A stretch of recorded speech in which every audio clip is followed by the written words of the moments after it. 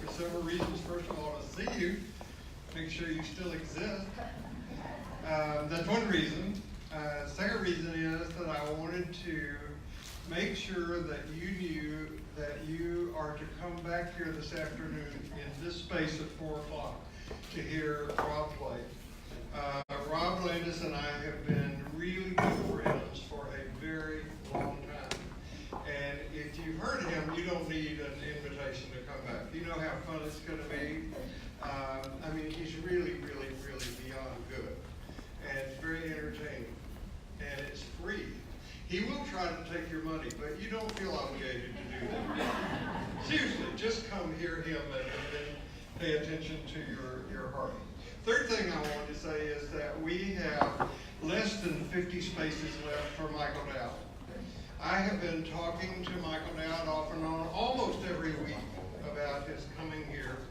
And he told me, I was asking him, getting some clarification about his background. Michael started out as a Roman Catholic and ended up going through being converted to Pentecostalism along the way. He's had quite a religious journey. And he said, I have been, I said, I thought some of you had Baptist in your background. And he said, well, I went to a Baptist seminary, American Baptist Seminary, and I have been invited to speak for every religious grouping in the United States except Southern Baptist. As a matter of fact, I gave a speech at a place, I think he said somewhere in Utah, and they asked the president of Southern Baptist Seminary to review his speech, his sermon or whatever it was. And the president of Southern Baptist Seminary said, Michael Dowd even gives heresy a bad name. He said he's going to put that on the cover of his next book. He's a delightful person and is really plowing some new territory. So if you've read Thank God for Evolution, you're going to be hearing new stuff beyond that. And I really want to encourage you to go on St. Paul tomorrow at noon in my newly located office on the 4th floor of the Sanctuary Building. You can find it. I promise to send an email today. You what? I promise to send an email Okay. So, to my right and your left are Josh and Holly Hudley. Married couple. I know they are because I performed their wedding. And that was fun. Doing that wedding and looking out at the congregation that was gathered was like looking out at a delegation for the UN. It was really fun. And I have grown over the period of time that I have known them to love and respect both of them so much, and their willingness to come here and do what they're calling Loving Conversations Part 2. Thank you, and welcome Josh and Holly.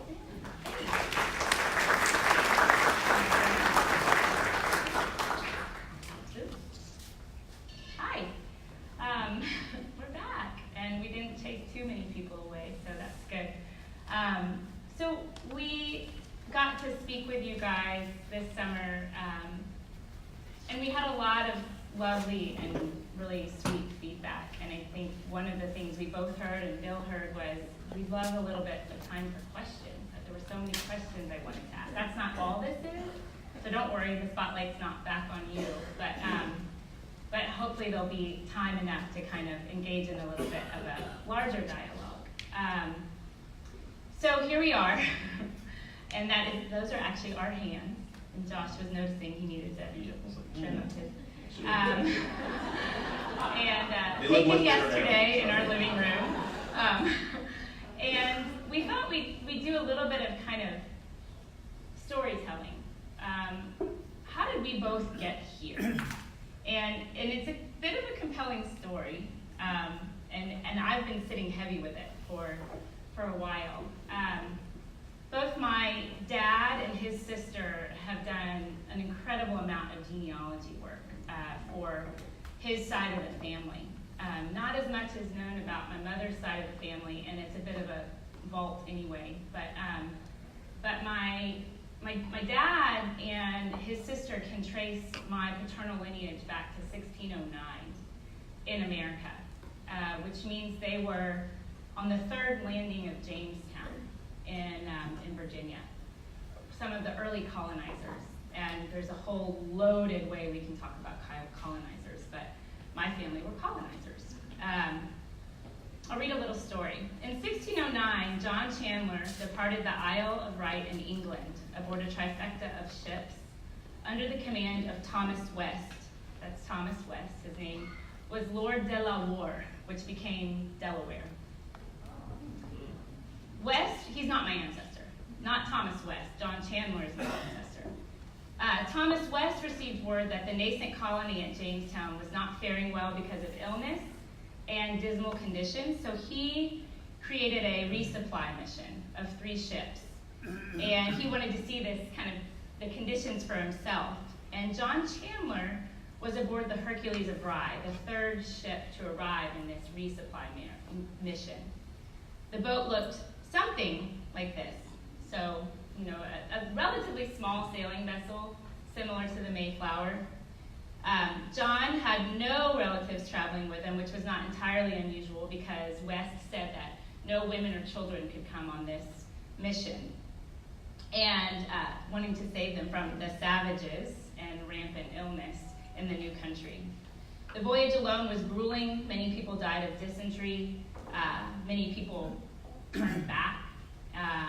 It is said that 75% of the original Jamestown occupants either died or returned to England between 1606 and 1624. So it was a small colony. After months of travel, the fleet arrived on June 10th, 1610. The amazing part is that John Chandler was 9 years old, and he somehow managed to alone get on this boat and arrive in Jamestown, Virginia. He is considered one of the great, if not miraculous, stories of the early Anglo-American colonization. By 1618, so at age 18, it is widely assumed that he received a land grant. So he didn't outright own the land, but he was granted some land because of being one of the early colonizers. He again beat the odds in the massacre of 1622 when Native Americans, who no doubt were angry, confused, and probably offended by what they might have considered an invasion, killed 1/3 of the English settlers, so he survived that as well. And by 1624, he was listed as a personal servant, which most likely meant a paid assistant, to another man. He married a widow, Elizabeth Lupo, in her sizable estate in 1626. And by the 1630s, he had over 1,000 acres of farmland. He had become a very prominent man in a small colony. He had 2 sons who worked and then inherited and then passed on his land and property. His story, by all intents and purposes, is one of survival and triumph. And there's a shadow. This is where it's hard. As my aunt put it, with 1,000 acres of land, you needed someone to farm it. Indentured servants didn't work because they wanted their own land. So they imported labor. And money was in land and slaves. So my earliest ancestors owned and inherited African slaves. They came to America with a certain amount of hope and certainly a pioneering mentality. And I've certainly benefited from the legacy that they've created over the course of 400 years in this country. But there's a lot of weight to also hold. So my story's a little different. Unlike Holly, there has not been a lot of extensive research on, my family has not done a lot of genealogy research. I can, just through oral history and the memories of relatives I have who are older than me, I can trace back my family through my great-great-grandparents. Holly's aunt did some research and actually found a few things about my family that I didn't know. So what she found out was that the names of my great-great-great-grandparents who were born in Mississippi in the 1800s, their names were Simon Lewis and Cecilia Charles, and they were slaves. They picked cotton and sugarcane in Mississippi. After that, things get kind of fuzzy because the names of my ancestors have been sort of lost to history. The irony is that really for me to be able to find, there's a way for me to find out, but I'd have to find out who owned them. Typically, slave owners kept very meticulous records of their slaves because they were considered property. But without knowing the name or names of the people who owned them, I'm not able at this point to move beyond. So unlike Hudley, I can't trace my family back to the very first person, to 1609. I'm sure obviously there was someone because I'm here as a result, but I don't know who those people are. And as Holly pointed out, with her great relative in terms of the property and the things that he was granted and owned, the first person in my family that I'm aware of who owned property was I have a great aunt, we used to call her T, that was our nickname for her. She was the first person that I'm aware of who actually physically owned property. That was in 1960. My grandmother, so my mom's mom, also, who's a little bit younger, also owned property, but those are the first people at least on my mom's side of the family, who we can document who actually owned the land on which they lived. So whereas Holly's ancestors came with a lot of hope and excitement about what is in this sort of new land, my ancestors came obviously, I'm assuming, with a lot of fear. I mean, they were taken from their homes and put in boats. People who didn't speak the language that they spoke, they were separated. And I think we have a picture. So this was the picture of how my family, my ancestors got to the United States. What you're looking at is the bottom of the slave ship.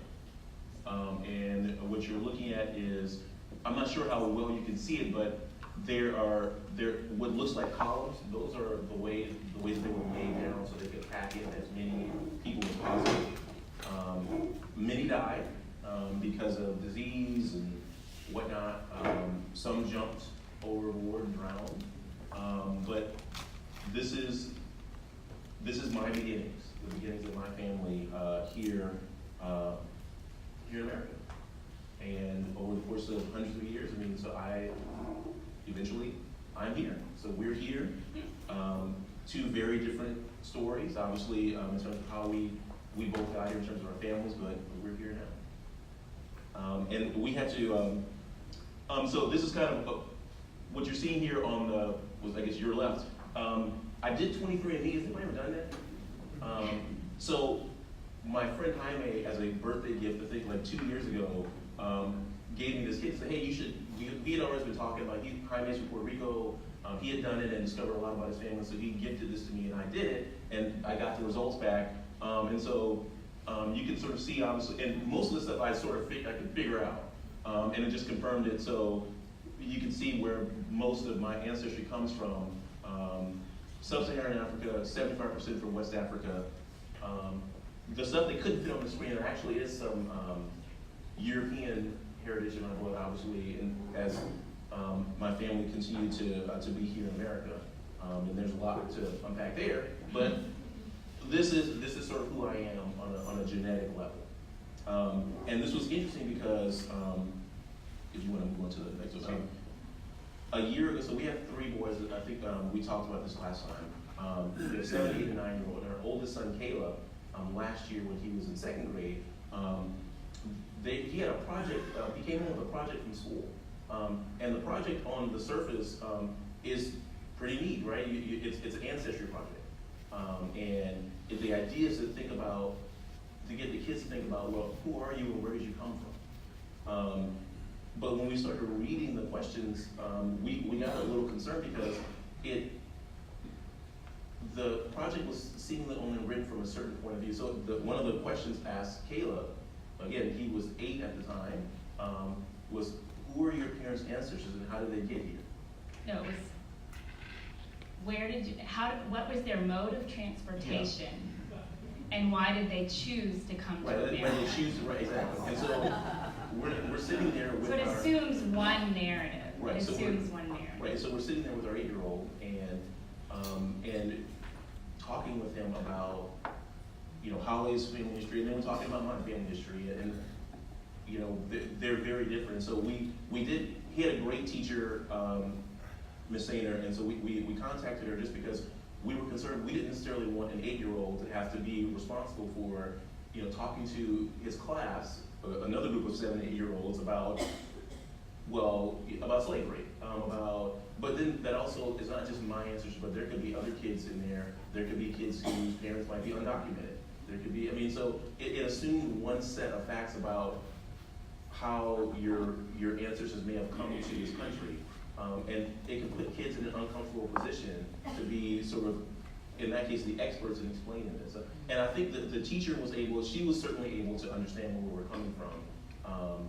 And it's our hope that obviously moving forward with that project, sort of was able to be more inclusive. But Caleb, again, as his 8-year-old self, we explained everything to him, and he wanted to, it was his idea or his choice to really want to write, and so you can go ahead. This is what he put together. Yeah, his picture is the picture on the screen, and he chose to focus on the African narrative.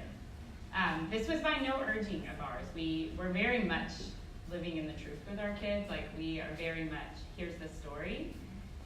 How would you like to do this? And he chose to focus on the African heritage. And I'll just read what he wrote. There were, of course, no helicopters during the slave time, but there is one in this picture. Yeah. And I want to add that, both of our stories contained a lot of survival and triumph, but the set of circumstances was just so very different. And just reconciling to that with each other and with our kids. They hold both of those narratives in their bodies. Beautiful and terrifying, right? It's a lot of hope and a lot of grief. So the helicopter is holding a garage door, and there's a car waiting to be moved in. The helicopter is making sure slaves do their work with the bricks. The airplane is carrying toys for the white-skinned children. These are his words. The pink blocks are all doors for the house. The blue shapes are windows. The white-skinned man has a checklist for all the things that need to be moved in the house. He's the one sitting on the brown blocks that's the only one in the picture smiling. The brown-skinned people are slaves. One is hiding behind a ladder, and the other is carrying bricks. A couch sits on top of the pile of wood for the house, and the slave behind the wood pile is making a trap for the white-skinned man. He is standing on top of a silver chimney and trying to hide. There's a lot going on. Number 2, the slaves in the jail are the ones who did not want to work. They have their numbers around their necks. He went on to write, my dad's ancestors were enslaved. They came to America on slave ships. My mom's ancestors wanted to make a new country. They wanted a land of freedom. So the weight of these two narratives existing simultaneously is most definitely not lost on us. So I guess the question that we're asking is very similar to Bill's series right now. How are we to live in this gap between the no longer and the not yet? We're no longer in a position of one of us owning the other. We're no longer in a position of hierarchy. But we're not yet where we need to go as a society, right? How do we get there? I love this quote from Barbara Holmes. It was actually in a Richard Rohr meditation not too long ago.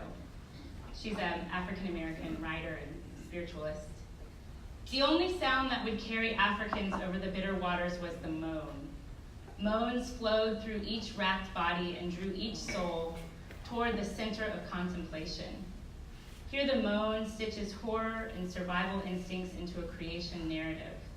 On the slave ships, the moan became the language of stolen strangers, the sound of unspeakable fears, the precursor to joy yet unknown. The moan is also a birthing sound, the first movement toward a creative response to oppression, the entry into the heart of contemplation through the crucible of crisis.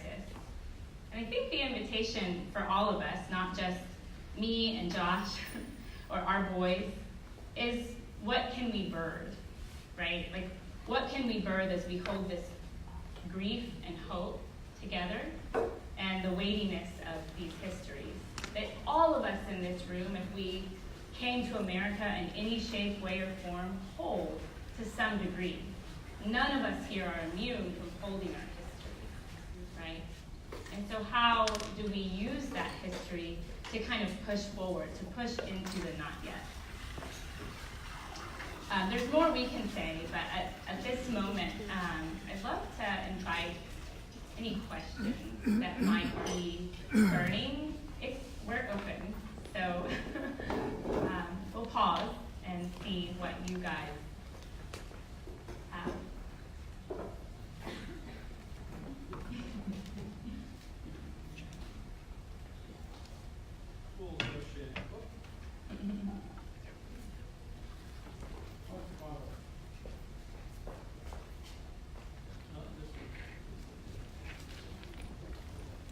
So I can walk and use this too. Test, test. Okay, good deal. So fools rush in where angels fear to tread, that would be me. So anyway, I realize that we all, in various settings, are going to have increased, but continuing injuries, hurts, in our lives. And for you guys, some of the slights having to do with Josh being African American and some of the stereotypes, but we all have stereotypes of many things, but nevertheless, so that was my comment, that there's going to continue to be, it's about going forward, how do you guys go forward and how do we go forward given the tremendous hurt that we feel in today's society, the political climate, all that kind of stuff, the earth hurtling towards burning up and stuff like that. So how do we go forward? That's my question.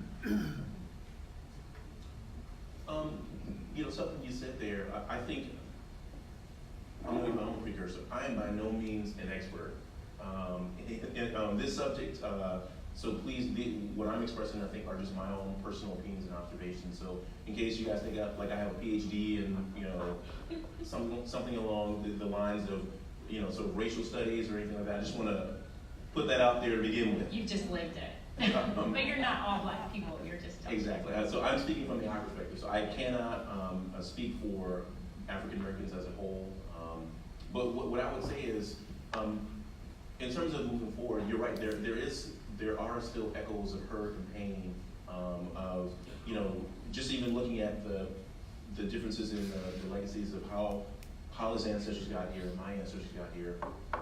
I think that really the only way that we can really continue to move forward is to acknowledge those. I think in conversations that I've been a part of or even witnessed, I think sometimes where things can get a little awry is when there's a refusal to even acknowledge that these echoes still exist. Oh, that was so long ago. You have to get over that. I'm not responsible. You're not responsible. And again, on the surface, many of those things can be truthful statements, right? It was a long time ago, but that doesn't necessarily mean that those echoes still aren't there. That the legacy of the fact that Hudley's family was able to establish themselves with owning land and property almost immediately, and it took hundreds of years before someone in my family could really actually own property. That is it. That's just those are just facts, right? So it's not. I think sometimes we can get into a mode of being defensive or upset or like I don't want to talk about this, but I think that one of the ways that we move forward is to be able to acknowledge that and still try to stay engaged with others who are having those conversations. I'll add a little bit. That I think that this begins with a deep personal investigation. And as I said before, I think just being real with what is deeply important to us and our family. We don't want to hide, oh, they just came by boat. No, we want our guys to know the story too. There isn't sugarcoating this. We can't sugarcoat this. And no, we shouldn't live in the past because here we are. But at the same time, we have to hold what is true. And for me, that's like a deep personal investigation in what was I taught, what was said or not said, and shaped my beliefs. What can I let go of that no longer serves where we are, that no longer serves this marriage, that no longer serves my family, that no longer serves the kind of relationships I want to have with people. And so for me, that's just a deep personal investigation. I would hold you all up as a symbol and a sign of hope for our society. And my question is, given our context here in the church, how do you view Jesus as a prism, as a light, as a vision today? How does Jesus play in the raising of your family and so on? I'm going to answer the Jesus question. We love Jesus. And Jesus wasn't white, which we've heard before. We actually don't spend a whole lot of time on religious narrative in our family. We spend a lot of time on love. Like, how shall we live? What does it mean to love well? And that, to me, is how Jesus shows up. How do we need to love well? How do we need to love each other well? How do we need to love others well? There's a theory, and I put this slide up. There's a book, we have a little book list that we put up at the end, we'll get there, called Emergent Strategy. And this book is a cosmology book. I'm getting a master's right now in cosmology, which is really exciting. And this book is about how we are all tiny fractals in this universe, right? And as fractals exist as part of a greater whole. They are similar parts that exist as part of a greater whole. And yet each one is distinct and different. So on the one hand, John, it's like showing up and loving the individualness of each one of our children, and also the part that we're all part of this greater whole, both in the Hudley family and in this sort of universal context.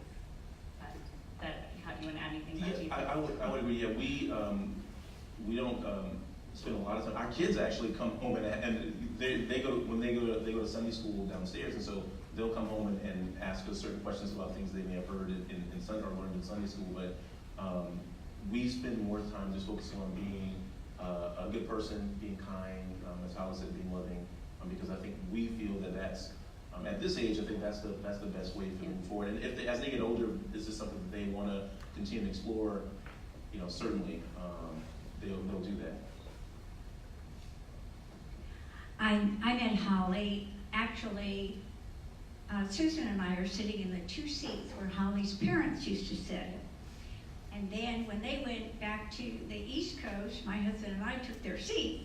But anyway, for those of us who do not know your background, could you give a 1-minute snapshot of who you are and what you are today and how you met? Sure.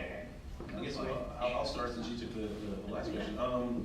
Let's see, so Holly and I met in 2005. We both used to work for a charter school here in Houston called Yes Public Schools.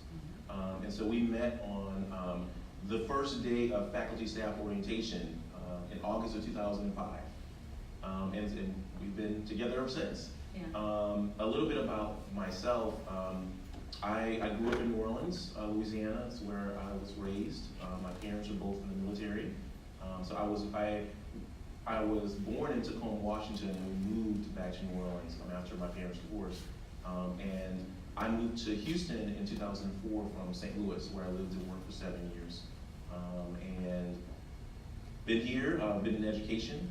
I've been in various schools, and I'm currently working at the Kincaid School right now. I'm also an educator. I'm a native Houstonian. I grew up in Westview. Have come to this church since I was 14. You're about to break into song? Yes, I'm about to sing.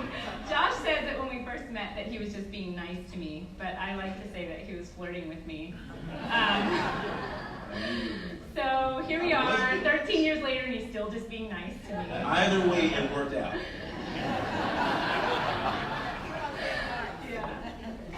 So that's who we are. Yes, I'm Ronnie Young. I'm not wearing my name tag today. I feel that shame. Anyway, Here, hi, Ronnie. I feel shame. Your story was just amazing to me, to see that up there on the screen, exactly where both of you came from in your history, and to see how it plays out on the two of you and your children, and how they're having to look at all that. I grew up here in Houston. I was 69 years old. I grew up in a high school where there was, I don't think there were 2 Mexicans, and there were 3 black girls that started in the second half of my senior year. And I grew up with a racist family, and I grew up being racist. I still have that in me. I can't say it goes away, just like I have my own internalized homophobia. I have a list of ethnic jokes for everybody, in here that I can do, that I've had to put on hold. And I learned to put that on hold when I went back to school when I was 44 and went to the U of H downtown, the most diverse campus in the state. Yeah. And I began to see people as people, and that made a big difference. I retired all those jokes. I haven't done any of those since then. I've had to get new routines. But, it's hard to just say, boom, I'm not a racist anymore. And for me to be able to stand up here and say, I've got it. I'm also homophobic. I can understand, I grew up with my own internalized shame, and I deal with that. So I can imagine what it's like having your internalized thoughts about the way you feel. And my thoughts about myself and about others come up. And they're just the shadows that I get to deal with. So thank you for sharing yours so well. Thank you. I think we're really lucky. It really does require a relationship to be able to kind of negotiate through these things. That is the only thing that can move us forward, is a willingness to be in relationship. We are absolutely gifted with the relationship of each other. It's lucky we fell in love, I guess, because we really have a safe place to work through my internalized racism, the jokes I grew up hearing, the things that I thought were true. I mean, we've kind of gone like, so do you know I was taught da-da-da-da? Yeah, that's kind of wrong, right? I can express something. I used to think, so I grew up in the 80s. Michael Jackson had a Jerry curl, and it was always Jerry curlish, very shiny, and it looked very greasy. But that's how you keep the Jerry curl. You have to put activator in it to make it wavy, right? To make it relaxed curls. I just thought that black people didn't shower. No, it's racist. No. And I confessed that to Josh at some point. And I think you said, I used to think white people didn't shower too. But just that I didn't know, right? There's no context for knowing that. And I think, and I'm a recovering racist too, So I think we just have to be real with that. These are the things I thought. They are not true. So thanks for sharing that. My wife and I are from California, and we're visiting my son and daughter. And I have a son-in-law new last year, and I have a grandson that's 7 years old, and my son-in-law is black, and my grandson is black. And I could not be more proud of my grandson and my son-in-law. They're both just outstanding individuals. And my question to you is I'm so concerned. I wish they were here today, but I'm concerned as my grandson grows up about he's going to be guilty someday of driving while black. And I know you know what I'm talking about. And that's a big concern to me. I'm hoping my daughter, would he know how to talk to him and teach him how to be careful and work with the police. And I'm just concerned about it. And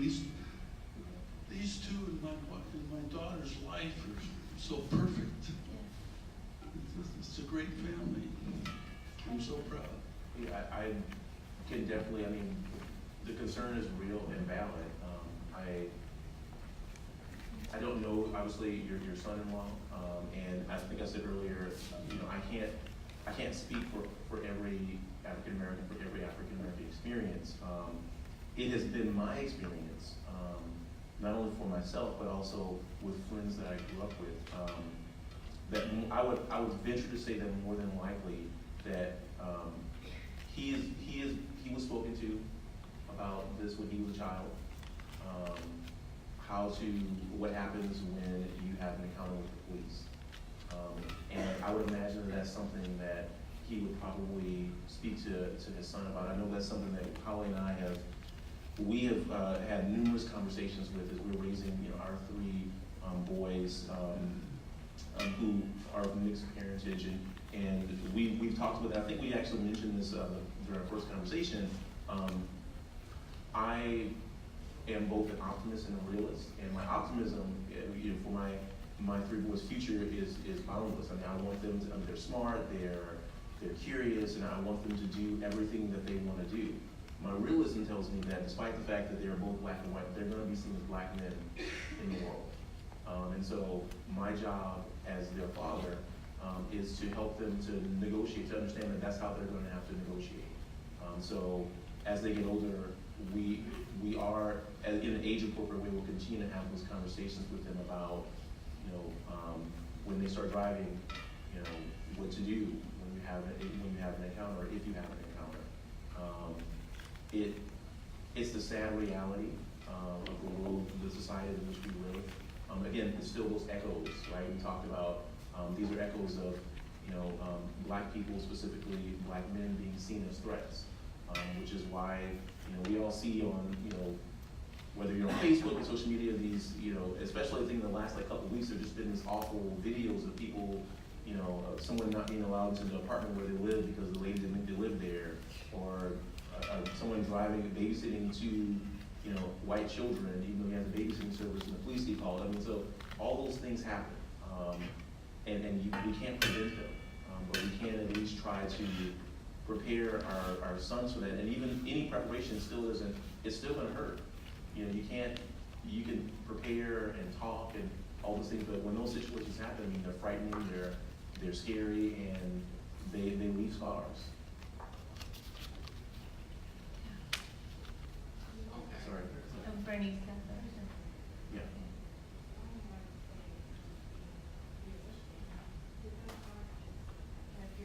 Yeah. No, she said that in terms of being realistic, these are not just still echoes. Yeah, They are no, happening, they are yeah. real.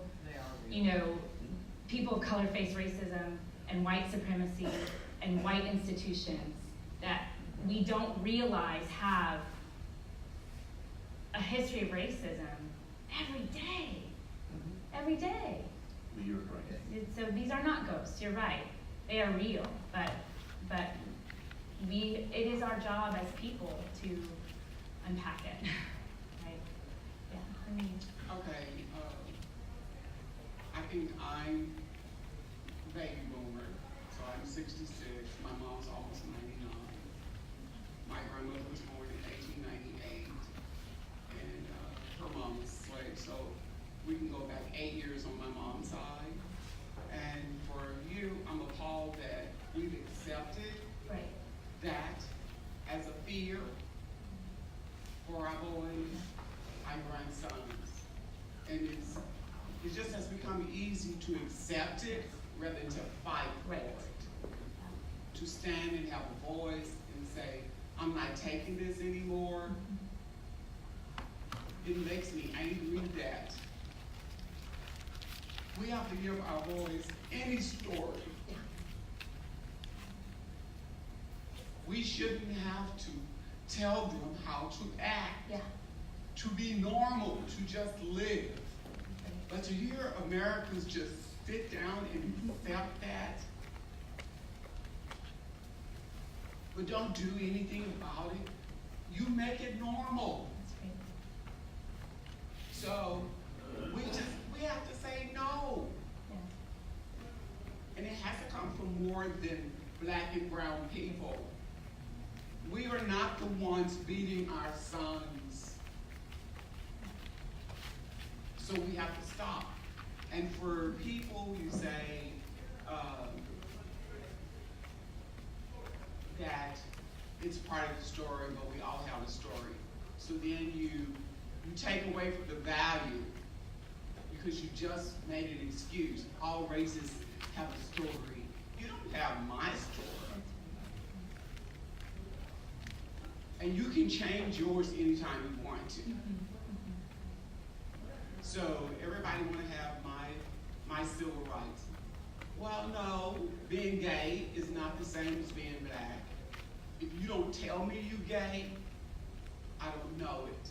But you see me being black every day. And so stop putting your stories with my story. I was 2 of 30 children in 1967 that had to integrate a 3,200 student school. When my name went on the board to become homecoming queen, a teacher said, take the nigger's name off. So your story is not my story. Your trials are not my trials. I'm black. My son is black. My dad was black. My brothers are black. And even they didn't endure having to be stopped by the police and the story explained to them. So why are we in 2018 allowing us to go further back than 60 years ago? Right. And thinking it's like normal. It's not normal. My family crosses over everything. My brothers are married to white females. My nephews are married to Hispanics. We're just a big array. It's not easy. It's not easy for us to accept you in our families either. So if you think you're a gift to us, you're not.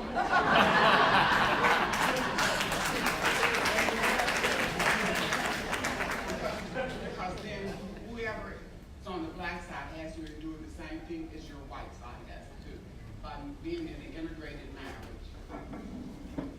My mom cleaned houses, cooked, did everything. She had 11 children, 8 females.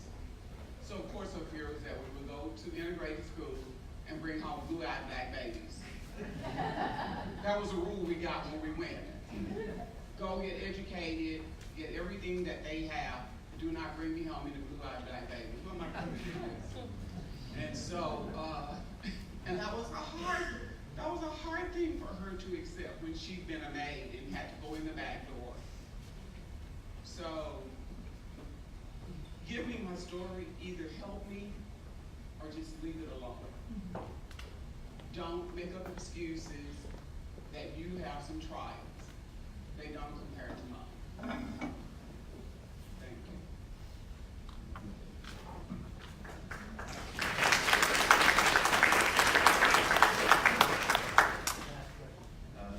I really can't follow that very well. Just the one question I had was in looking at the little art that your sons did, it seemed like they were already aware at 8 years old or 9 years old that there was a very different potential, that the whites had more opportunity than the blacks did. Do they still feel that way within the schools and that kind of thing, or did I read that wrong? They had the white guy standing on top, smiling, and then the black people were hiding. I would say that if I'm remembering this correctly, with Caleb, our oldest who drew this, I think it was more reflection. So when we sat down and talked to him about the story, I mean, we were clear with him, that, and he was able to discern that, people who had skin color like his mom were the slave owners, and people who had skin color like his dad were the slaves. So I think it's a reinterpretation. So he understood that, okay, well, if you're going to be captured and enslaved, you're probably not going to be happy. So I think it was more of just his literal taking a, wow, like, the people with skin color like my mom would be sort of in this position of power versus the people with the darker skin color. So in conversations with them, And Holly, you can, you know, obviously with your conversations with the boys as well, I don't get from them when they're interacting at school. I mean, they just see kids as kids. You know, I have not sensed from them or seen from them that they're like, well, I'm less than or someone's more than because their skin color is different than mine, or I'm darker or lighter than a certain child. Holly, do you want to? Yeah, I don't think kids really internalize that until it's imposed on them. Right. And that's I could be wrong about that. That's just what I'm seeing in my kids. I think kids have a beautiful ability to hold the both and to be like, oh, why is his skin dark? Well, his daddy's black and I'm white. Oh, okay. And then, you know, I mean, kids, if we could follow the example of kids, I think we would get somewhere. And, you know, but I just want to acknowledge Bernice's sharing, because I think, you know, we have enabled a system. We have enabled a system that has kept people feeling less than. And the fact that we have to teach our boys differently is wrong.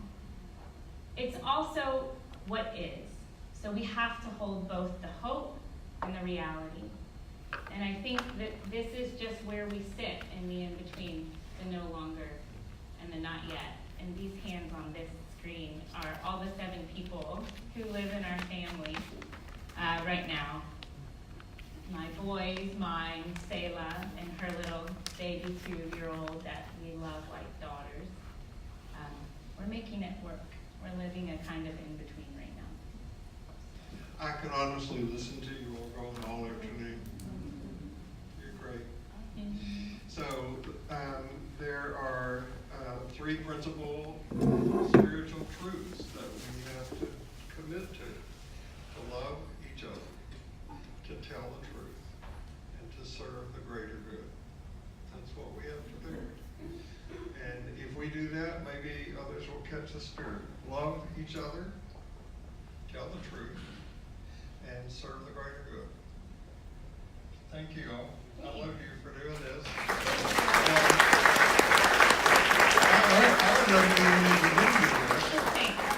I hope to see you back here at 4 o'clock, and I'll be here next Sunday teaching about whether we are seekers or practitioners. So no matter where you go this week, no matter what happens, remember this: you carry precious cargo, so watch your step, and see you here next week and this afternoon.